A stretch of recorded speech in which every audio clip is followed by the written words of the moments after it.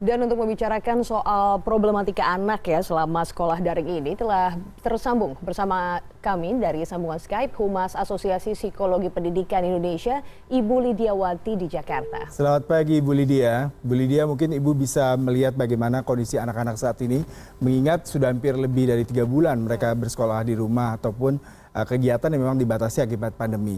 Rasa bosan pastinya muncul karena anak-anak terbatas melakukan aktivitas fisik, bersosialisasi. Lalu kedepannya seperti apa Bu idealnya bagi orang tua untuk tetap memberikan semangat buat anak-anak ketika mereka mengikuti proses belajar mengajar di rumah?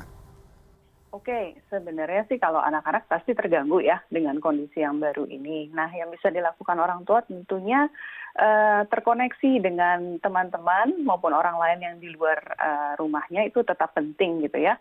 Itu kan hal yang memang saat ini hilang. Nah, itu orang tua tetap harus berusaha untuk lakukan itu dengan cara memberikan ide, misalnya memberikan kesempatan untuk tetap bermain bersama gitu ya, janji bermain, tapi mungkin saat ini memang interaksi bisa dilakukannya melalui daring gitu. Tapi tetap itu penting dilakukan. Atau boleh juga memberikan perhatian terhadap keluarga, misalnya ke neneknya, kakeknya gitu ya, yang tidak tinggal bersama dia, dengan memberikan misalnya membuat kartu untuk kakek neneknya atau menuliskan surat gitu ya. Nah, intinya memang mereka tetap harus terhubung dengan orang yang di luar rumah gitu. Walaupun saat ini memang terbatas, bisa dilakukan secara daring. Oke, baik Mbak Lydia, tapi kalau kita mengingat anak-anak ini kan senangnya bersentuhan, bersosialisasi dengan teman-temannya. Ada beberapa sekolah yang juga memberlakukan kebijakan untuk memulai sekolah tatap muka, namun ada juga yang masih menerapkan sekolah daring ini begitu. Bagaimana untuk bisa apa ya, menghilangkan kecemburuan sosial? Mungkin mereka melihat anak-anak di sana bisa sekolah ketemu teman-temannya, kenapa kita masih tidak bisa begitu? Ini tips penting juga untuk orang tua untuk bisa menumbuhkan kepercayaan diri dan juga apa ya, perasaan anak-anak mereka supaya everything's okay walaupun sekolah daring aja dulu. Betul, paham sekali. Itu beberapa anak-anak akan merasa tentunya sedih gitu ya, apalagi melihat kok ada yang bisa sekolah gitu atau bisa ketemu temannya. Nah, itu memang banyak dialami. Yang dilakukan orang tua adalah sebaiknya memang menerima bahwa paham bahwa anak memang wajar bahwa anak merasa misalnya cemburu atau merasa kecewa gitu ya. Disampaikan aja ke anaknya bahwa ibu mengerti bahwa saat ini kamu ngerasa kecewa ya. Pasti sedih banget rasanya ya. Nggak bisa ketemu teman-teman secara langsung gitu. Tetapi saat ini kondisinya masih berbahaya buat kamu, masih banyak virus di luar gitu. Nah, kira-kira apa ya yang bisa kita lakukan gitu, yang tetap bisa membuat kamu terhubung sama teman-teman gitu ya, bisa main bareng, tapi tetap dari jauh nih, nggak secara langsung gitu. Jadi akui emosi anak dan sampaikan bahwa itu sesuatu yang wajar apa yang dia rasakan dan libatkan dia untuk cari solusinya. Apa ya kira-kira yang bisa dilakukan gitu supaya mereka tetap bisa terkoneksi satu sama lain. Anak-anak itu ini loh kemampuannya untuk solve problem tuh baik sebetulnya gitu. Jadi libatkan mereka untuk memberikan ide kira-kira apa sih yang bisa dilakukan. Iya, kalau tadi Mbak Lydia mengatakan anak-anak sebenarnya solving mereka itu cukup bagus ya.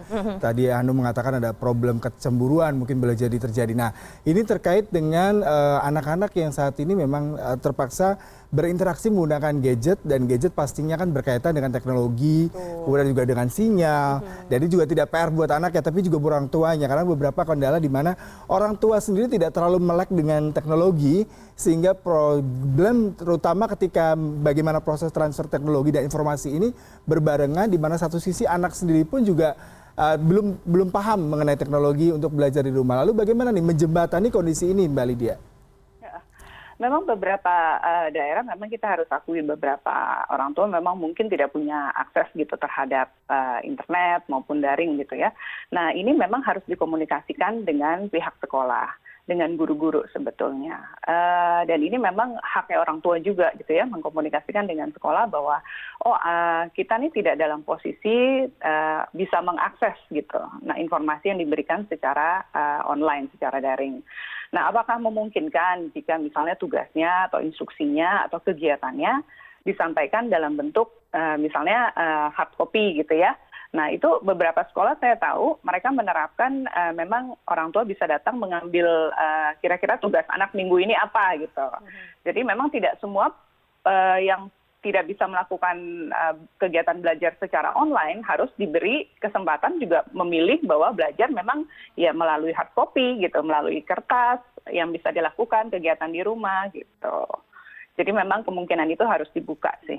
Oke, Mbak Lydia, tapi sepertinya problem ini tidak hanya datang dari anak-anak, selain tadi misal orang tua yang tidak terlalu melek teknologi, banyak juga ini rekan-rekan kita mungkin di sekitar kita yang sudah menjadi orang tua yang mengeluh karena harus menjadi tutor anak-anaknya yang ada di rumah begitu. Ini PR lain, tugas rumah lain untuk orang tua selain harus dengan beban pekerjaannya di kantor begitu. Bagaimana orang tua bisa menangani hal ini supaya tetap bisa kepegang begitu, ngajar anaknya di rumah, mengawasi anaknya untuk tetap bisa sekolah walaupun sistemnya secara daring.